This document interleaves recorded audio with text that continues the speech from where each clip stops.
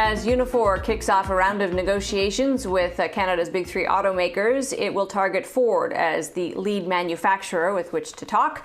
Jerry Dias is the national president of Unifor. Jerry, great to have you with us. And I did want to start with, in general, beyond Ford, but for all of the automakers, what is top of mind for you at this very kind of critical juncture of our economy? What's most important? Well, what's the priority is actually jobs. It's about a short-term plan. It's about a long-term future. It's about how the Detroit Three are going to cope with changing consumers' demands. We know today about 3% of the global market is electric vehicles. We know by 2040 it'll be 50%. There's been $300 billion worth of announcements by the OEMs globally. Not one nickel has been announced here in Canada, so that has to change if we plan on having an industry in this country. Look, auto workers pay about $2.6 billion a year in taxes. That doesn't include the company. It's about 500,000 jobs. It's 28% of the Ontario export industry. So it's a big, big deal.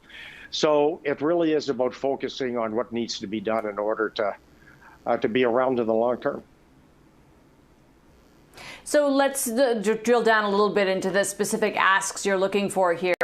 What can Canada demand? What should we be looking for when it comes to commitments on production, current vehicle makeup, and, to your point, future?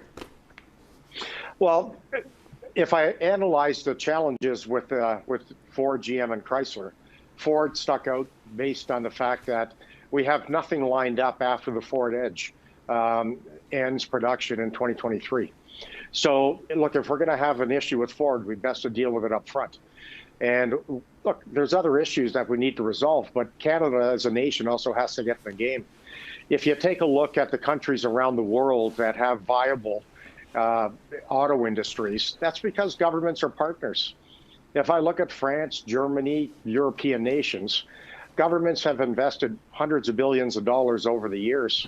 Frankly, France and Germany just announced about $15 billion worth of announcements for a COVID-19 resurgence, putting people back to work.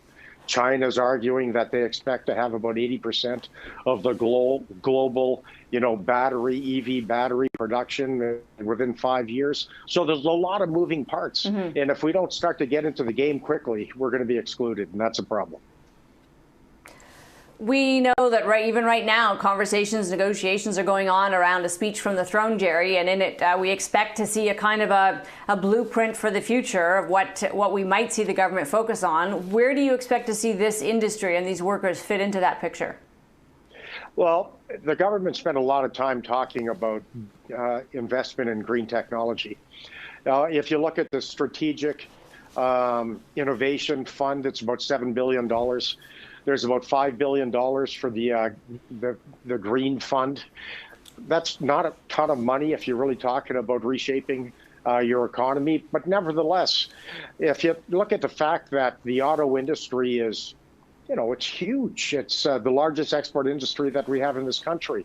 It's by far the largest manufacturing industry. If you're going to talk about, transforming jobs and green investments and green technology, then the first place and the logical place to start is the auto industry. So, our government is going to have to play a very aggressive role, as other nations of the world do, if we're going to protect this vital industry.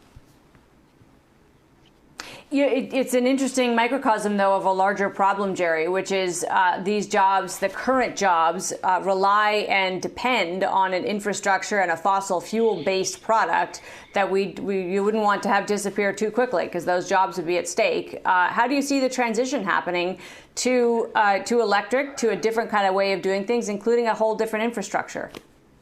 Well, first of all, the government has to, if the world is moving globally to EV investments in the auto industry, then we need to start putting the infrastructure in place. If you're driving a Tesla, the biggest concern you have is where are you going to recharge? But we know by 2040, for example, 50% of the global market will be EV, which means that 50% will still be gas combustible engines. So there's going to be a long time before there's the global transformation. There'll be a long time before that transformation happens in Canada. There's still an incredible need for the oil sands for our oil and energy sector members and the economy. So look, things are going to happen over time. We just need to make sure that we're all talking to each other and there's a master plan that says, here's how we're going to cope with things 10, 20, 30, 50 years down the road. So there needs to be some leadership from all aspects of the community. Yeah, you're obviously thinking about some big picture trends here, but how have the negotiations been influenced? How will they be by the fact that we are in the midst of a global pandemic and the OEMs are suffering, as many businesses are, from end user demand? Well, look, you're not going to have the pandemic be the determining factor on what happens to Canada's largest manufacturing sector. Is it playing a role? Yes. Is it the predominant factor? The answer is no. Look, the auto industry look long down the road. They have 3-year plans, 5-year plans, 8-year plans, 10-year plans. That's just how it works. So it's not so much about the financial situation we're in today. It's what does the industry look like for the future, and they plan on being major players. One interesting thing has happened over the last few months. As we were expecting Armageddon in the auto industry, we're finding that people are coming into showrooms. Why? Because people are nervous about getting on buses. People are nervous about getting on trains. People are nervous about getting on Lyft, Uber. People are buying cars. Showrooms are full. So I think that the worst case scenario is actually unfolding quite differently. So the auto industry is conscious of it. I'm conscious of it. We talk about it on a regular basis. So we'll see how things unfold. But the economy is changing. The industry is evolving, and we're either going to sit by and watch it go by us, or we're going to play. There are some long-term structural issues for this industry, for these companies, and a lot of them have to do with the fact that there are more retirees than current workers, the generosity of some of the retirement plans that are now kind of hanging over the current company. Are you confident about the way forward and maintaining those benefits, even though those ratios start to look pretty tough? Look, the benefits aren't going anywhere. Ultimately, Canada, to build a vehicle in Canada today is at least $20 US an hour cheaper than building it in the United States. Obviously, it's cheaper to build it in Mexico because all-in labor costs are $5 an hour. But building a car in Canada is likely cheaper than it is in Germany, likely cheaper than it is in Italy, likely cheaper than it is in France. So we are positioned well. So look, this is an industry that made tens of billions of dollars over the last decade. So it's not a question of their ability to pay. It really is a question of who's going to play with them.